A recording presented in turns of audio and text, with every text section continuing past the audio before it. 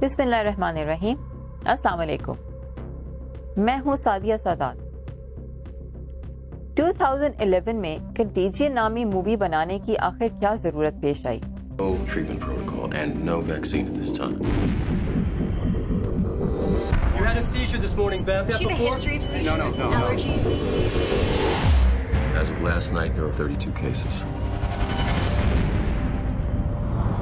Unfortunately. کیا اس کے director Steven اسپلبرگ کو اس بات کا الہام تھا کہ یہ بیماری آنے والی ہے؟ اس سوال کا جواب جاننے کے لیے میں تھوڑا آپ کو ماضی میں لے کے چلوں گی اور ہم بات کریں گے 1918 میں آنے والے سوائن فلو کے بارے میں، جو کہ یو ایس سے اس کا اوریجن ہوا تھا اور اس میں لگ بھگ 3 ملین افراد کی اموات ہوئی تھی. آگے چل کے ہم بات کرتے ہیں ایک ایشین فلو کے بارے میں جو کہ 1957 میں ہوا اور اس کا آؤٹ بریک چائنا میں ہوا. اس کے بعد جو ایک اور وبا ہم 19th سینچری میں ہی دیکھتے ہیں وہ ہے ایڈز کی، جو کہ 1981 میں سٹارٹ ہوا اور یہ وبا اب تک ہے کیونکہ ابھی تک اس کی کوئی بھی ٹھوس ویکسین سامنے نہیں آئی ہے. اب ہم بات کریں گے 20th سینچری کے بارے میں. تو سب سے پہلا جو آؤٹ بریک ہم دیکھتے ہیں وہ ہے 2002 میں سارس کوو کا. سارس یعنی کہ سیویئر ایکیوٹ ریسپیریٹری سنڈروم. اس کی وجہ بیٹس بتائی جاتی ہے اور اس کا تعلق کرونا وائرس فیملی سے ہی ہے اور اس کا جو وائرس اسٹرین ہے وہ ہے سارس کوو. یہاں پہ میں آپ کو یہ بتاتی چلوں کہ کرونا وائرس ایک وائرس کی لارج فیملی کا نام ہے جس کی وجہ سے فلو جیسے سمٹمز ہوتے ہیں، آپ کو شارٹنس آف بریتھ اور ہائی فیور بھی ہوتا ہے. پھر ہم یو ایس میں ایک بار پھر سوائن فلو یعنی کہ H1N1 کا آؤٹ بریک دیکھتے ہیں.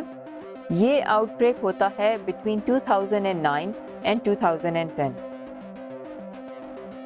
اس کے بعد ایک اور آؤٹ بریک ہم دیکھتے ہیں جو کہ ہے مرس کا. یہ بھی کرونا وائرس کی فیملی سے ہے. یہ مڈل ایسٹ میں ہوا تھا، اسی وجہ سے اس کو مڈل ایسٹرن ریسپیریٹری سنڈروم بھی کہا جاتا ہے.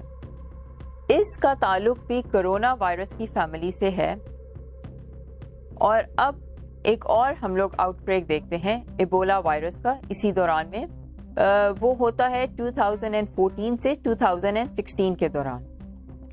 اس ایبولا وائرس کی وجہ بھی بیٹس بتائی جاتی ہے اور 3 سال کے بعد ہم کووڈ-19 کو فیس کرتے ہیں اور اس کا تعلق کرونا وائرس فیملی سے ہے. اسی وجہ سے اس کو سارس کوو 2 بھی کہا جاتا ہے. جب ہم کنٹیجین مووی دیکھتے ہیں تو ہمیں ڈیجا وو جیسی فیلنگ ہوتی ہے. سارس جو کہ 2002 سے 2004 میں آیا، یہ سائنٹیفک بیسڈ مووی اس وائرس کے اوپر بنائی گئی ہے. بٹ یہاں پہ سوچنے کی بات یہ ہے کہ ان بیماریوں میں بہت ہی تیزی کے ساتھ اضافہ ہوتا جا رہا ہے جو سائنس ترقی کر رہا ہے، کیونکہ ہم صرف 2 دہائیوں کے اندر دیکھتے ہیں کہ 5 بیماریوں کا آؤٹ بریک ہے جس میں ایک پینڈیمک بھی بن جاتا ہے. اسی وجہ سے ہمارے ذہنوں میں یہ خیال آتا ہے کہ کہیں یہ ڈیزیزز مین میڈ تو نہیں، کیونکہ سارس کے بعد کنٹیجین بنانا ایسے ہی ہے جیسے کہ ہمیں لگتا ہو کہ ہمارے ذہنوں کو اس بات کے لیے تیار کیا جا رہا ہے.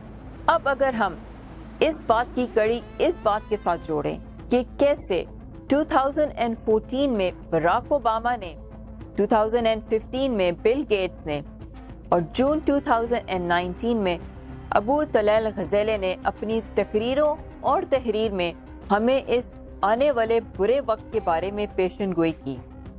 We have to put in place an infrastructure, not just here at home, but globally, that allows us to see it quickly, isolate it quickly, respond to it quickly. Today, the greatest risk of global catastrophe doesn't look like this. Instead, it looks like this. Talal ابو غزیلے کی Jordan Times کے article کے مطابق 2020 میں بہت برا financial crisis آئے گا، 2008 سے بھی زیادہ برا. अमरीकी इकोनॉमी की साख्त को धचका मिलेगा और कम से कम 5 यूरोपियन इकोनॉमीज अपने बदतरीन दौर से गुजरेंगी। चाइना का स्टेट ओनरशिप कंट्रोल और बैंकिंग सिस्टम बहुत मजबूत होगा, जबकि दूसरी तरफ ब्राज़ील, रशिया, इंडिया और कोरिया भी अगले 10 साल तक स्टेबलाइज्ड इकोनॉमी देखेंगे। उनका मानना ये भी है कि अगले 10 साल तक अफ्रीकन कंट्रीज़ और भी ज़्यादा डेवलप हो जाएंगी। ये क्राइसिस और नाजुक सूरत हाल यूएस और चाइना के माबैन तीसरी जंग अजीम की वजह भी बन सकती है। चाइना और यूएस इस जंग को ख़त्म करने के लिए एक नया एग्रीमेंट बनाएंगे, new world order G2 US and China. और अब जो अहम सवाल हमारे जहनों में आता है वो ये है कि कौन है जो इस पूरी दुनिया का कारोबार बंद करा के अपना कारोबार चमकाना चाहता है। पर इस पे बात करने से पहले मैं आपके साथ शेयर करूंगी कुछ facts about the power shift. In facts को देखने के बाद अब जो अहम सवाल हमारे जहन में आता है वो ये है कि क्या ग्लोबलाइजेशन फेल हो गई है और हम अब न्यू वर्ल्ड ऑर्डर की राह पे गामजान हैं। कहीं ऐसा तो नहीं कि इन बीमारियों की आड़ में हम पे सर्वेलेंस की जा रही हो, allowing the government to collect a patient's data and security footage during an outbreak. All their steps are logged and then shared to alert people to stay away from the path of infection. If there is some confirmed case found near my office, they message via smartphone, there is a confirmed case near your place. He moved some place to another place. Be cautious. Websites and private apps compile that information, allowing everyone to see if a person with a confirmed case of coronavirus went to a pharmacy or the hospital or anywhere else. And they'll know how recently they went too. हमने देखा कि China ने इस बीमारी कोविड-19 पे बड़ी तेजी के साथ काबू पा लिया और उन्होंने वही फॉर्मूला अपनाया जो हांगकांग ने सार्स के दौर में किया था। चाइना में भी हेल्थ कोड सिस्टम इंट्रोड्यूस हो चुका है और हर किसी को 3 कलर कोड्स असाइन किए जाते हैं based on their travel history. They've also introduced facial recognition, पर उसकी वजह से लोगों को लगता है that they are constantly under surveillance. Hong Kong के मुताबिक जब बात हेल्थ की हो तो प्राइवेसी को इम्पोर्टेंस नहीं दी जाती और वो वक्त दूर नहीं जब हम पूरी दुनिया में यही सर्वेलेंस और यही SOPs देखेंगे, क्योंकि हमें यही बताया जाएगा कि यही एक तरीका है इन बीमारियों से निजात हासिल करने का।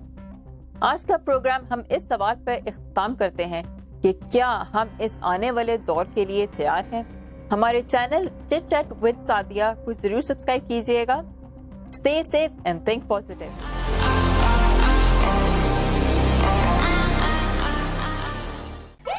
Like my Facebook page, follow me on Twitter and Instagram, and like and subscribe my YouTube channel.